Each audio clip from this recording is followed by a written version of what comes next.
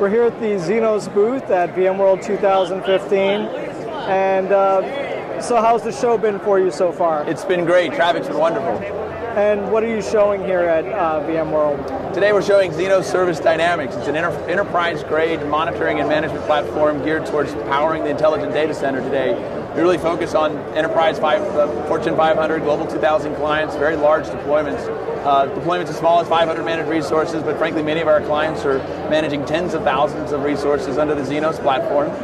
We're empowering today, empowering that intelligent data center. Really what allowing us to do is solve the problems of hybrid IT that you see across the industry. The Zenoss product takes a real service model view of IT and manages that services for our clients, deep integrations with other parts of service management to provide a complete holistic view for our enterprise-grade clients.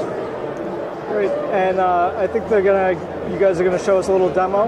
We're going to show a demo today. We're going to see actually our service impact view. And what service impact does, it actually allows us to see from the ground up what the impact is of failures and problems inside your infrastructure at the service level.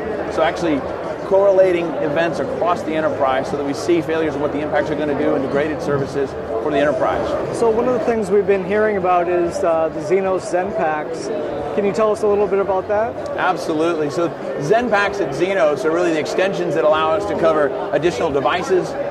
With the Zenoss product, allows us to do integrations and frankly allows our customers to customize and integrate the solution with other type products. With the Zenoss 5 platform, we've actually released new capability called our ZenPack Live, which greatly reduces the amount of time it takes for clients to get new ZenPacks up and running from days down to hours, and doing it with a much less technical resource, so rapidly reducing the cost that it takes for clients to get value out of the Zenoss solution. Today in our ZenPack catalog, we have close to 500 extensions that are available, ZenPacks.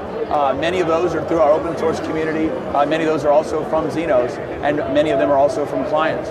So we're very excited about this capability. It's one of the great benefits that Zenoss provides as being an open source platform and from our open source roots to allow our clients to extend our product with these ZenPacks.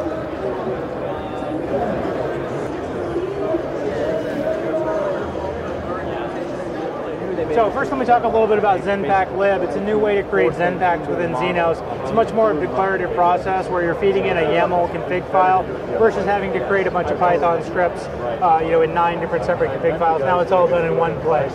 So we've got our website here showing it off. It also talks about how you want to use your modular plugins, whether you're creating it through an SNMP device or maybe through an HTTP API. Again, it's just another way to extend Zenoss beyond the capabilities that are there out of the box. A lot of our customers have a lot of various types of equipment. They all need to be covered via ZenPack, which is going to get all of the components and all of the metrics that you're going to want to see on that particular device type. So for a quick demo, I'm going to just take a quick look at our product here. We've got our dashboard showing, and again, that's going to be your high-level view that your operator is going to see. We cover a lot of different types of devices. There's over 400 ZenPacks available to all of our commercial customers. Again, it's broken down here by device class, so we're picking up the specific metrics that are appropriate for that particular device class, whether it's Unix via SSH, or SNMP for a router class, WMI WinRM for a Windows device, or maybe something through the API, like for VMware, for example.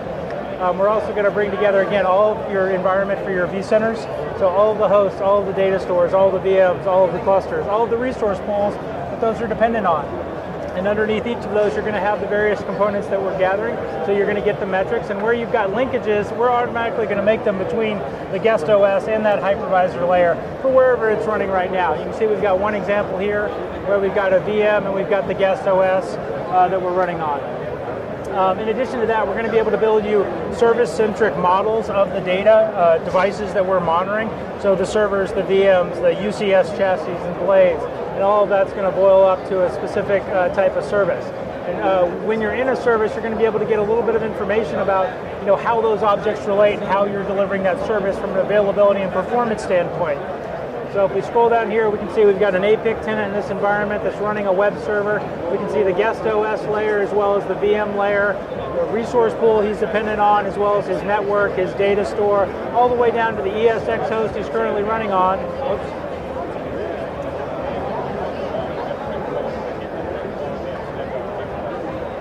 And the blade and the chassis that device is in.